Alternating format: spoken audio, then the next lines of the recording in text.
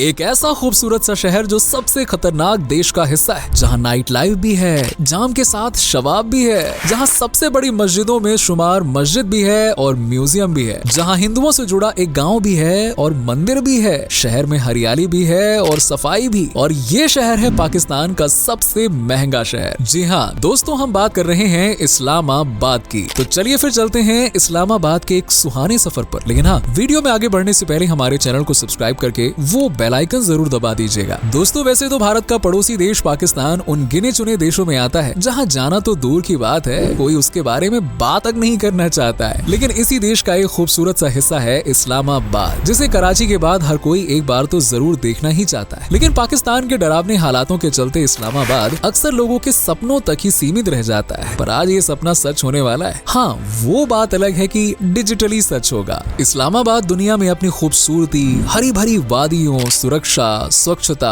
High standard of living और हरियाली के लिए दुनिया भर में जाना जाता है। ये शहर कुल 906.5 वर्ग किलोमीटर के एरिया में फैला हुआ है और शहर की कुल आबादी है करीबन 12,67,000। शहर की आबादी में नो डाउट सबसे ज्यादा संख्या मुस्लिमों की है, जो कि 95% है, जबकि दूसरा सबसे बड़ा धर्म है ईसाई। लेकिन इसे सबसे बड़ा बोलना गलत बात होगी, क्योंकि ईसाई धर्म से जुड़े यहाँ पे सिर्फ 4% लोग ही तो रहते हैं यार, कितने ज्यादा है। वहीं भाषा की बात करें तो लगभग 99% लोग यहाँ पे उर्दू भाषा का यूज करते हैं। इस्लामाबाद असल में 2 अरबी शब्द इस्लाम और आबादी से मिलकर बना है, जिसका अर्थ होता है इस्लाम का शहर। अब आपको जानकर हैरानी होगी, लेकिन शहर का नाम एक आम शिक्षक की राय पर रखा गया है और इनका नाम था काजी अब्दुल रहमान अमृतसरी। ये शहर आज पाकिस्तान की राजधानी होने के साथ साथ देश का सबसे उन्नत और सफल पढ़ा लिखा शहर, जहाँ के लोगों को बिजनेस, छोटे बड़े व्यापार से ज्यादा नौकरियां करना पसंद है। इस शहर में पूरे पाकिस्तान की सबसे प्रसिद्ध 32 से ज्यादा विश्वविद्यालयों, 14 से ज्यादा कॉलेजों और स्कूल बसे हुए हैं। शहर में पढ़े लिखे युवाओं का रेशियो पूरे पाकिस्तान में सबसे ज्यादा माना जाता है, क्योंकि इस्लामाबाद के 88% युवा अच्छी तरह से शिक्षित हैं। वैसे तो इस्लामाबाद को पाकिस्तान की राजधानी, आर्थिक केंद्र के रूप में भी तवज्जो दिया जाता है, लेकिन क्या आप जानते हैं कि ये शहर कैसे इस देश की राजधानी बना? देखिए, दरअसल 1947 में जब पाकिस्तान भारत से अलग हुआ, तब देश की राजधानी की मान्यता कराची को दी गई थी। लेकिन कराची में मुहाजिरों की बढ़ती आबादी और कश्मीर को पाने का प्लान और दूसरे कई कारणों के चलते इसको रिप्लेस करने का सुझाव दिया गया। इसी सुझाव के साथ पाकिस्तान के तत्कालीन राष्ट्रपति मोहम्मद अयूब खान ने मारगल्ला हिल्स की वादियों के तले एक खूबसूरत सा शहर बसाया, जिसे नाम दिया गया इस्लामाबाद। साल 1960 में इस्लामाबाद की स्थापना हुई और ठीक 7 साल बाद यानी कि 1967 में इसे आधिकारिक तौर पर पाकिस्तान की राजधानी घोषित कर दिया गया और इस तरह से पाकिस्तान का इस्लामाबाद आज देश का सबसे यंग शहर माना जाता है। क्या आप जानते हैं कि इस्लामाबाद भगवान राम से भी जुड़ा हुआ है? जी हाँ, दरअसल इतिहास के पन्नों को पलटने पर पता चलता है कि त्रेता युग में भगवान राम अपनी पत्नी यानी कि माता सीता जी और लक्ष्मण जी के साथ इस्लामाबाद में कुछ दिन रहे थे। असल में वो मारगल्ला की पहाड़ियों पर रहे थे, जहाँ आज इस्लामाबाद बसा हुआ है। ये बात उस समय की है जब भगवान वनवास काट रहे थे, जिसके बाद इन्हीं हिल्स में एक मंदिर बनाया गया जिसे राम कुंड मंदिर कहा जाता है। आपको बता दें कि इस्लामाबाद जैसे खूबसूरत शहर का मास्टर प्लान ग्रीक आर्किटेक्ट कॉन्स्टेंटिनो अपोस्टोलो डोक्सियाडस ने तैयार किया था। दोस्तों, ये शहर पाकिस्तान की सबसे बड़ी मस्जिद और दुनिया की तीसरी सबसे बड़ी मस्जिद फैसल मस्जिद का घर है। इस मस्जिद को दुनिया की सबसे आकर्षक मस्जिदों में से एक माना जाता है। 33 एकड़ के विशाल एरिया में फैली इस मस्जिद में एक साथ 3 लाख से भी ज्यादा लोग बैठकर नमाज अदा कर सकते हैं। फैसल मस्जिद को बनाने का काम 1976 में शुरू हुआ था और बनने के बाद साल 1986 से 1993 के बीच ये मस्जिद न सिर्फ पाकिस्तान बल्कि दुनिया की सबसे बड़ी मस्जिद हुआ करती थी। आज भी मस्जिद की वास्तुकला डिजाइन किसी आकर्षण से कम नहीं है। रात के समय जगमगाती लाइट्स के बीच इस मस्जिद की खूबसूरती कई गुना बढ़ जाती है। इसी तरह पाकिस्तान में बना पाकिस्तान स्मारक भी देखने लायक जगह है, जिसकी खूबसूरती को शब्दों में बयां करना थोड़ा मुश्किल हो सकता है, लेकिन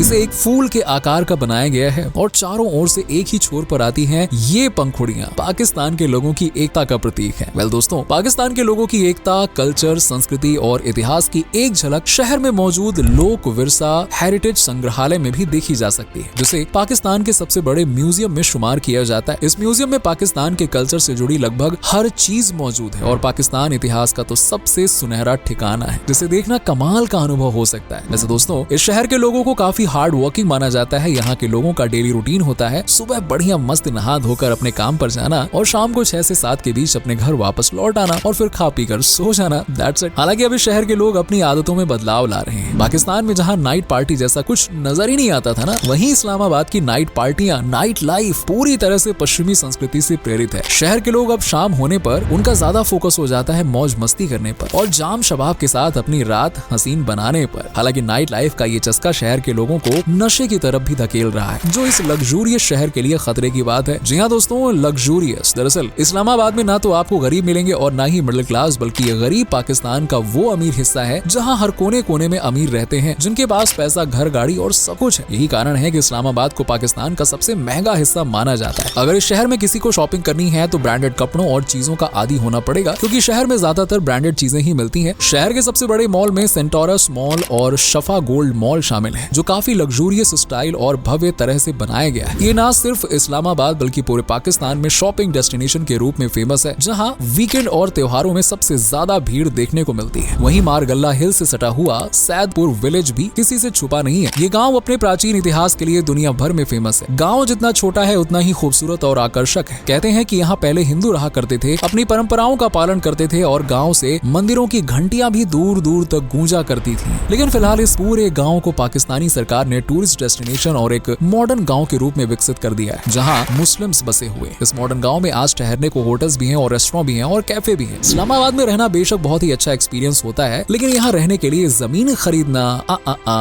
लोहे के चने चबाने जैसा है, यानी कि बहुत मुश्किल है, क्योंकि शहर में जमीन की कीमतें दिन दूनी रात चौगुनी तरक्की कर रही है। सीधे शब्दों में कहें तो साल दर साल महंगी हो रही है, और जिस कारण किसी आम आदमी के लिए तो इस शहर में घर लेना वाकई हवाई किले बनाने जैसा, मतलब असंभव। और अगर गलती से जमीन मिल जाए तो उस पर घर बनवाना मतलब दिवालिया हो जाना होता है। मतलब इतना महंगा है कि जमा पूंजी खर्च हो जाएगी, सैलरी आने से पहले गायब हो जाएगी और आपको कानो कान खबर तक नहीं लगेगी। यही कारण है कि मिडिल क्लास परिवार तो इस शहर का सपना देखने से पहले भी 10 बार सोचता है कि कहीं बैंक अकाउंट खाली ना हो जाए।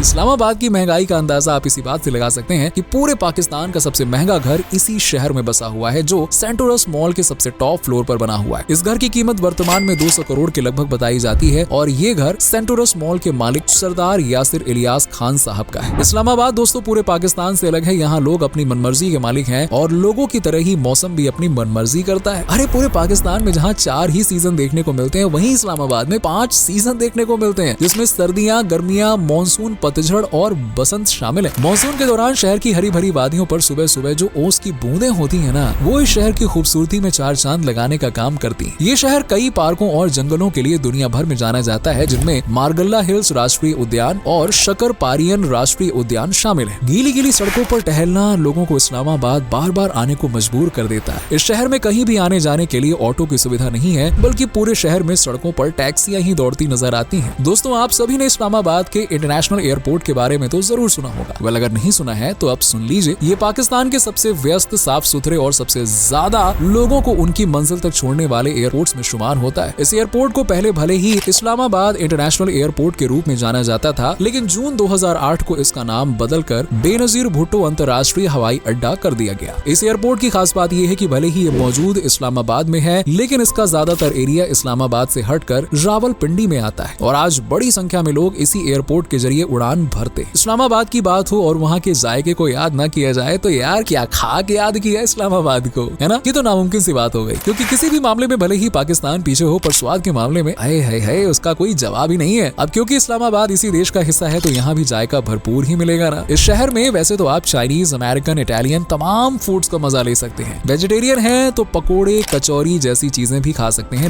लेकिन यहाँ के नॉनवेज में जो बात है ना, ओए होए होए होए होए, मजा ही आ जाता है। फिर चाहे वो बिरयानी हो या चिकन सीख कबाब, यहाँ आपको चिकन, मटन, लगभग हर नॉनवेज फूड खाने को मिल जाएगा। लेकिन मसला वही है कि भैया जाए कैसे? तो आपको बता दें कि पाकिस्तान से अलग ये शहर देश के सबसे सुरक्षित हिस्सों में गिना जाता है। हाँ, वो बात अलग है कि समय समय पर यहाँ आतंकवादी गतिविधियां और कुछ प्राकृतिक घटनाएं जैसे कि भूकंप आदि होते रहते हैं, लेकिन वर्तमान समय में इस्लामाबाद को पाकिस्तान के सुरक्षित हिस्से के रूप में देखा जाता है, जहाँ घरेलू पर्यटक सबसे ज्यादा सैर सपाटे के लिए पहुँचते हैं और अब तो विदेशी सैलानी भी शहर में पहुँच ही जाते हैं। हालांकि यहाँ जाने के बाद आपको अपनी सुरक्षा की जिम्मेदारी खुद लेनी होगी यार, पाकिस्तान है वो, चाहे कुछ भी हो जाए। इसलिए सोच समझ कर जाएं, ये सलाह हम जरूर देंगे। बाकी शहर में घूमने, रहने, खाने और यातायात के लिए हर सुविधा मौजूद है, बस पैसे थोड़ा ज्यादा खर्च हो सकते हैं, लेकिन इस्लामाबाद की विलासी जीवन आपको खुश कर देगी, इस बात की पूरी गारंटी है। पाकिस्तान जाने के लिए वीजा वगैरह आपको अपने देश के हिसाब से देखना पड़ेगा, क्योंकि यहाँ कई सारे देश के नागरिक वीजा फ्री एंट्री ले सकते हैं, जबकि कई नहीं, स्पेशली इंडियंस। शहर में एक हफ्ते के लिए घूमना मतलब 50 से 60 हजार रुपए का खर्च तो बड़े आराम से ही आ ही जाएगा। बाकी अगर आपको ये डिजिटल सैर पसंद आई हो और आप इसी से सेटिस्फाई है तो वीडियो को लाइक कर दीजिएगा। और शहर से जुड़ी कौन सी बात आपको सबसे सबसे ज्यादा पसंद आई कमेंट करके जरूर बताइएगा। पहली बार चैनल से जुड़े हैं तो सब्सक्राइब करके बेल आइकन जरूर दबा दीजिएगा। चलिए मिलते हैं आपसे अगली वीडियो में, तब तक के लिए बाय बाय, टेक केयर।